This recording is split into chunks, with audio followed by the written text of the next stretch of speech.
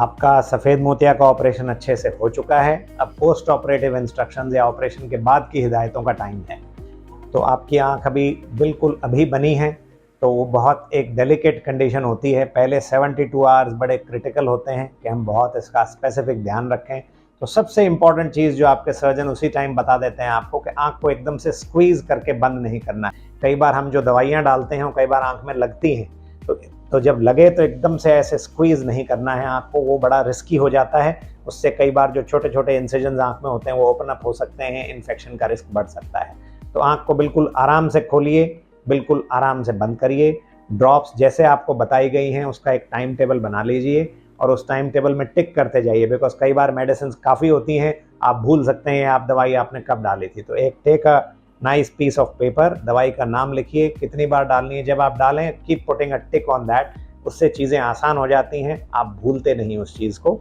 और दवाई डालने का तरीका, आंख को स्क्वीज या ऐसे नहीं करना है। उससे पहले take a soap, wash your hands at least for 10 to 20 seconds. धुले हुए टॉवल से उसको क्लीन करिए अपने हैंड्स को, या कोई अटेंडेंट है तो वो ये फॉलो करे। Every day the towel should be changed, it should not be, और वो टॉवल और वो soap should not be used for anything else. वो आपका पर्सनल स्पेस होनी चाहिए जहां आप उसको यूज़ करें। दवाई डालने का तरीका एक बेसिक होता है, नीचे की पलक को खींचिए, ये जगह बन जाती है इसमें एक बूंद डालिए और आंखों को बंद कर लीजिए। कोई भी दवाई बाहर निकले तो use a tissue paper and wipe it off. Avoid hankies, hankies are not very clean.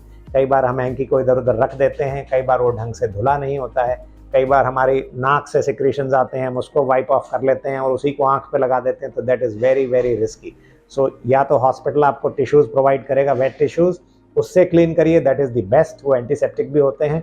नहीं तो नॉर्मल टिश्यू पेपर जो मिलते हैं उनको आप यूज़ करिए।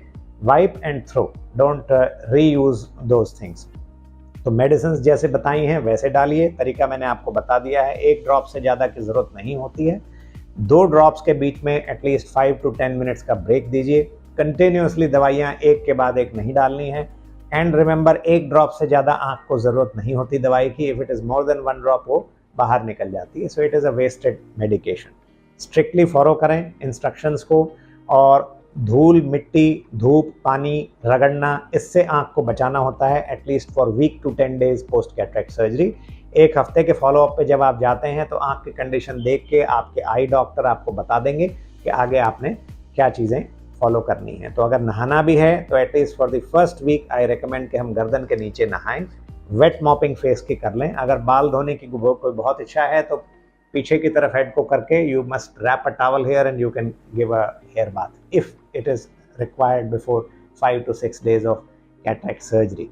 जनरली आप ड्राइविंग भी अवॉइड करें। If you have a driver it is always better कि आप ड्राइवर को यूज़ करें। अदरवाइज इफ़ यू फील आपका विजन 2-3 दिन के बाद काफ़ी सफिशेंट है तो स्लोली यू कैन ड्राइव, कोई ऐसा मेजर प्रॉब्लम नहीं होती है। आंखों को यूज़ करना आप अगले दिन से या सेम डे से ही शुरू कर सकते हैं, that's not a problem, depending on जितने आप कंफर्टेबल हैं। कुछ और हिदायतें हैं। सफ़ेद मोतिया के ऑपरेशन के बाद आपको एक काला चश्मा प्रोवाइड किया जाता है। तो काले चश्मे को जब भी आप बाहर जाएं या लाइट में ज़्यादा चमक आपको लगे, ऐसा कोई हो, तो उस ग्लास को आप यूज़ कर सकते हैं, specially when you go out. घर के अंदर नॉर्मल लाइटिंग के अंदर डिफ्यूज लाइटिंग, ब्राइट लाइट आपको आंख में ज़्यादा ना लगे तो you really don't need to wear any glasses. नहाना, सर के ऊपर पानी डालना, फेस वॉश करना, स्प्लैशिंग करना पानी की, एक हफ्ते के लिए इज़ एब्सोल्युटली प्रोहिबिटेड, तो आप वो नहीं कर सकते हैं। उस चीज़ का स्पेशल ध्यान रखना है। कॉस्मेटिक्स वगैरह भी आप at least for the first week avoid करिए, जो भी आँख के अंदर जाने का जिनका रिस्क होता है। किचन के अंदर आप मे बी 1 or 2 days के बाद एज यू फील कंफर्टेबल आप जा सकते हैं, but don't do any heavy work. छोटा मोटा supervising and all you can do. At least 1 week तक आप किचन से, it is preferable that you take a rest, that is definitely preferable.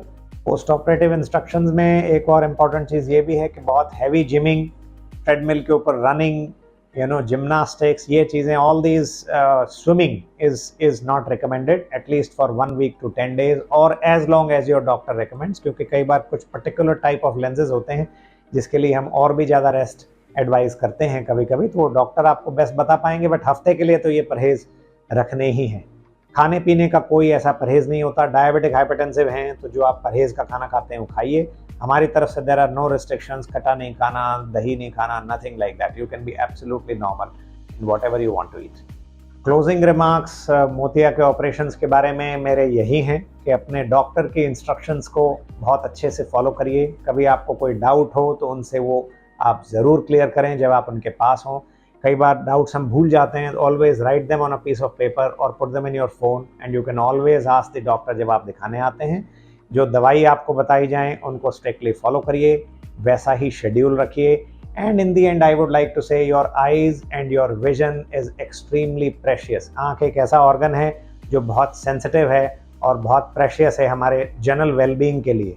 तो हमेशा go to the best doctor जो available है, जिसके ऊपर आपको पूरा ट्रस्ट हो, जहाँ टेक्नोलॉजीज़, जिन हॉस्पिटल्स में टेक्नोलॉजीज़ और प्रोसेसेस अच्छी हों, आप वहाँ अपनी सर्जरी कराएं। And take care of your self and be responsible. Thank you.